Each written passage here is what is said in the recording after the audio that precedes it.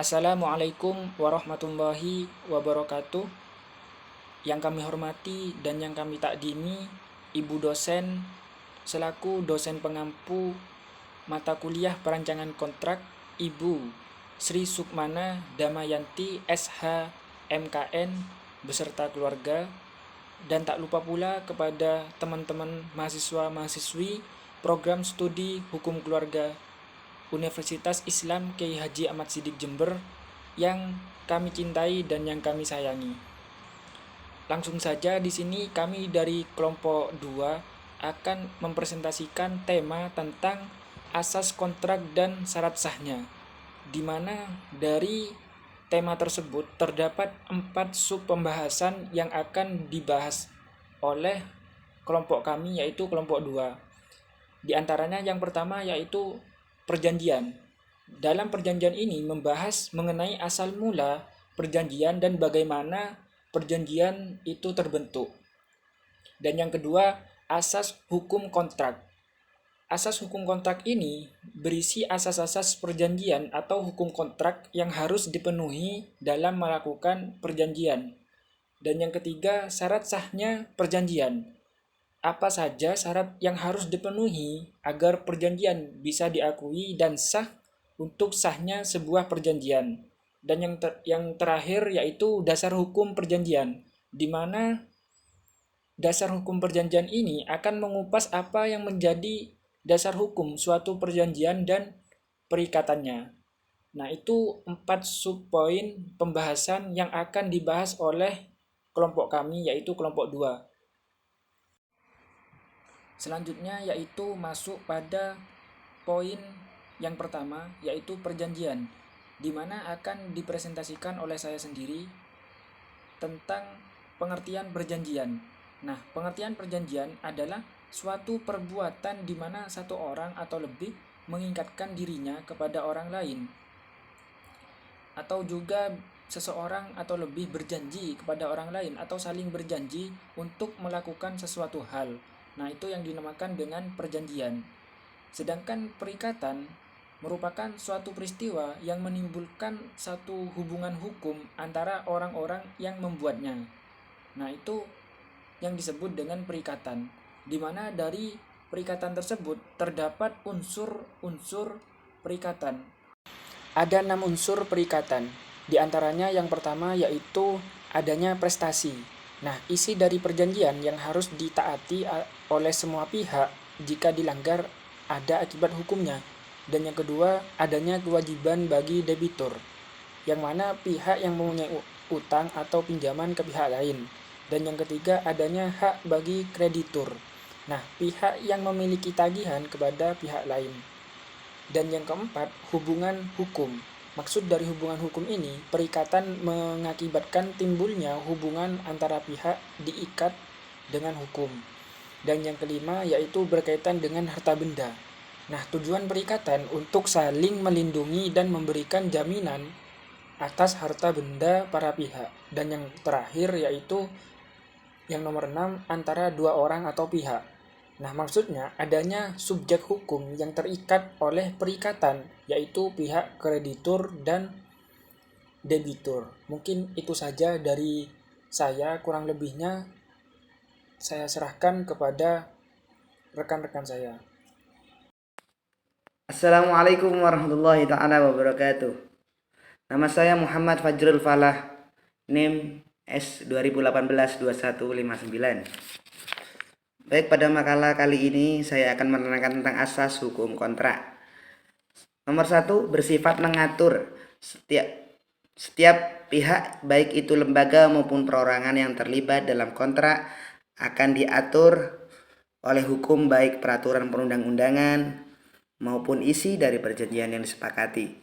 Nomor 2, asas freedom of contract, yaitu memberikan kebebasan bagi para pihak untuk membuat atau untuk tidak membuat perjanjian, serta bebas untuk menentukan isi dari perjanjian sendiri. Nomor 3, asas konsensual, dengan telah dibuatnya perjanjian atau dengan kata lain, dengan telah disepakati para pihak, maka perjanjian tersebut telah sah dan mengikat bagi para pihak untuk membuatnya pasal 1338 ayat 1 BW. Bila mana saya ada kesalahan dalam pengucapan, mohon dimaafkan. Billahi taufik wal hidayah. Assalamualaikum warahmatullahi taala wabarakatuh. Nah, baik, di sini saya akan langsung melanjutkan mengenai pembahasan asas kepastian hukum. Nah, asas kepastian hukum sendiri di sini juga disebut dengan asas pacta sunt servanda. Nah, yang merupakan asas yang berhubungan dengan akibat perjanjian. Nah, asas kepastian hukum sendiri di sini merupakan asas bahwa hakim atau pihak ketiga menghormati substansi kontrak yang dibuat oleh para pihak sendiri. Nah, sebagaimana layaknya sebuah undang-undang seperti itu. Nah, mereka tidak boleh melakukan intervensi terhadap substansi kontrak yang dibuat oleh para pihak. Nah, asas kepastian hukum sendiri dapat disimpulkan di dalam pasal 1338 ayat 1 KUH Perdata. Nah, asas ini mulanya dikenal dengan hukum gereja seperti itu. Nah, di dalam hukum gereja itu disebutkan bahwa terjadinya suatu perjanjian bila ada kesepakatan antar pihak yang melakukan dan dikuatkan oleh sumpah seperti itu. Nah, dalam hal ini mengandung makna bahwa setiap perjanjian yang diadakan oleh kedua pihak merupakan perbuatan yang sakral dan dikaitkan dengan unsur keagamaan. Nah, akan tetapi dalam perkembangan yang selanjutnya, asas kepastian hukum ini diberi arti sebagai pektum. Nah, yang berarti sepakat, yang tidak perlu dikuatkan dengan sumpah dan tindakan formalitas lainnya. Nah, asas kepastian hukum ini sering juga disebut dengan suatu kontrak bisnis dijamin kepastian hukumnya oleh hukum. Nah, jadi bagi para pihak yang membuat suatu kontrak, maka bagi mereka berlaku sebagai undang-undang. Jika ada pihak yang tidak berkaitan dengan kontrak tersebut dilarang keras untuk melakukan intervensi seperti itu. Nah, yang selanjutnya mengenai asas kekuatan mengikat. Nah, asas kekuatan mengikat ini menimbulkan timbulnya hak dan kewajiban bagi masing-masing pihak yang harus dipenuhi oleh kreditur dan kewajiban yang harus dipenuhi atau dijalankan oleh sang debitur seperti itu. Nah, jika perjanjian telah dibuat, maka para pihak adalah disebut juga dengan terikat. Nah, akan tetapi keterkaitan tersebut hanyalah sebatas timbulnya dan hak kewajiban bagi masing-masing. Nah, sedangkan pemenuhan prestasinya belum dapat dilakukan atau dipaksakan. Nah, dikarenakan kontrak kebendaannya belum terjadi. Dan untuk hal ini disebut juga sebagai perjanjian kebendaan atau juga dikenal dengan istilah penyerahan atau disebut juga levering. Nah, yang selanjutnya mengenai asas persamaan hukum. Nah, dalam hal ini bahwa subjek hukum yang mengadakan perjanjian mempunyai kedudukan hak dan kewajiban. Nah, yang sama dalam hukum. Nah, mereka tidak membeda-bedakan antara yang satu dengan yang lainnya seperti itu. Walaupun subjek hukum itu berbeda warna kulit ataupun ras dan agama. Nah, dalam hal ini hukum tidak memandang kedudukan entah itu debitur dan kreditur. Nah, bahwa setiap para pihak dalam perjanjian mempunyai kedudukan yang sama dalam hukum seperti itu. Nah, yang selanjutnya mengenai asas keseimbangan. Asas keseimbangan sendiri yaitu asas yang menghendaki kedua belah pihak memenuhi dan melaksanakan perjanjian. Nah, kreditur mempunyai kekuatan untuk menuntut prestasi dan jika diperlukan dapat menuntut pelunasan prestasi melalui kekayaan debitur sendiri. Nah, namun debitur di sini memikul pula kewajiban untuk melaksanakan perjanjian itu dengan iktikad baik. Nah, dalam hal ini hak dan kewajiban sama-sama harus terpenuhi. Nah, bahwa dalam melaksanakan perjanjian harus ada keseimbangan dan hak kewajiban dari masing-masing pihak sesuai dengan apa yang sudah dijanjikan sebelumnya, seperti itu. Untuk yang selanjutnya akan dijelaskan oleh rekan saya. Assalamualaikum warahmatullahi wabarakatuh. Saya Dian Hairatul Aryani dengan NIM 212102030026. Saya akan melanjutkan materi asas hukum kontrak yang ke-8, yaitu asas moral. Setiap moral yang baik harus menjadi motivasi bagi para pihak yang membuat dan melaksanakan perjanjian. Yang ke-9 yaitu asas kepatutan. Maksudnya, isi dari perjanjian tidak hanya harus sesuai dengan peraturan perundang-undangan, akan tetapi harus sesuai dengan kepatutan. Yang ke-10 yaitu asas kebiasaan.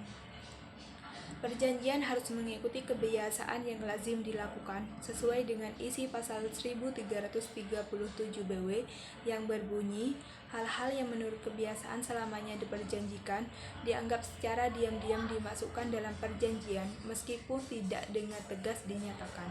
Yang terakhir yaitu asas itikad baik. Berdasarkan pasal 1338 ayat 3 BW yang berbunyi, perjanjian harus dilakukan dengan itikad baik. Asas itikad baik ini merupakan asas bahwa para pihak, yaitu pihak kreditur dan debitur, harus bisa melaksanakan substansi kontrak. Sekian dari saya, terima kasih. Wassalamualaikum warahmatullahi wabarakatuh. Baik, perkenalkan, nama saya Ahmad Mufti Ihsan dengan NIM 211101010058. Di sini saya akan melanjutkan presentasi dari kelompok kami, yaitu mengenai syarat sahnya suatu perjanjian. Syarat sahnya suatu perjanjian didasari dengan 4 hal pokok. Yang pertama yaitu kesepakatan antar pihak, yang kedua kecakapan untuk membuat perjanjian, yang ketiga yaitu berkaitan dengan suatu hal tertentu, dan yang terakhir yaitu sebab yang legal. Kita mulai dari yang pertama, yaitu kesepakatan antar pihak. Kesepakatan adalah persesuaian pernyataan kehendak antara satu orang atau lebih dengan pihak lainnya. Kesepakatan yaitu suatu hal, perjanjian dan suatu hal bentuk komitmen antara pihak-pihak yang membuat perjanjian. Jika salah satu pihak tidak sepakat, artinya perjanjian tersebut tidak bisa dikatakan perjanjian yang sah dan perjanjian yang diakui. Yang kedua yaitu kecakapan untuk membuat perjanjian. Kecakapan atau kemahiran adalah daya tampung seorang individu melakukan beragam tugas dalam suatu perjanjian.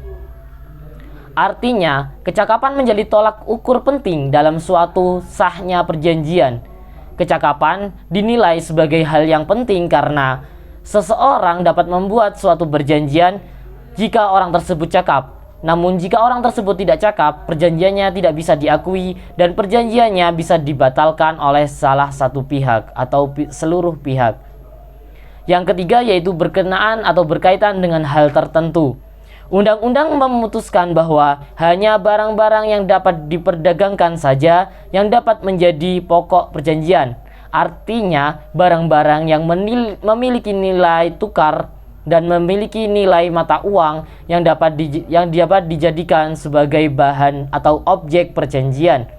Jika selain barang-barang tersebut, maka barang-barang tersebut tidak bisa dijadikan sebagai objek perjanjian. Artinya, jika barang-barang tersebut tidak bernilai, maka perjanjian tersebut dianggap batal.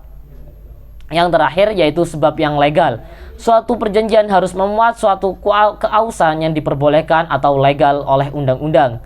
Artinya, objek ataupun hal-hal yang berkaitan dengan perjanjian haruslah tidak bertentangan dengan undang-undang yang berlaku di Indonesia dan harus sesuai dengan peraturan perundang-undangan yang berlaku dan ada di Indonesia.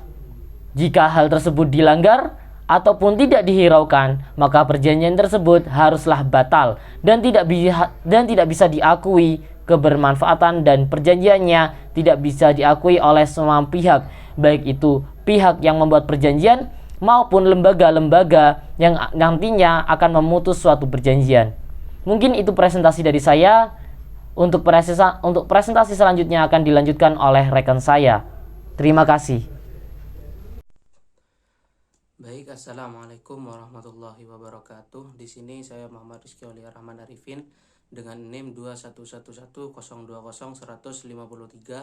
akan menjelaskan tentang dasar hukum perjanjian, melanjutkan dari presentasi teman kelompok saya, yaitu dasar dari hukum perjanjian. Yang pertama diatur dalam pasal 1333 1338 KUH Perdata, yang isinya tentang semua perjanjian yang dibuat secara sah berlaku bagi undang-undang bagi mereka yang membuatnya. Dan yang kedua, dasar hukum perjanjian itu diatur dalam pasal 1233 KUH Perdata, yang isinya tentang perikatan lahir karena suatu persetujuan atau karena undang-undang.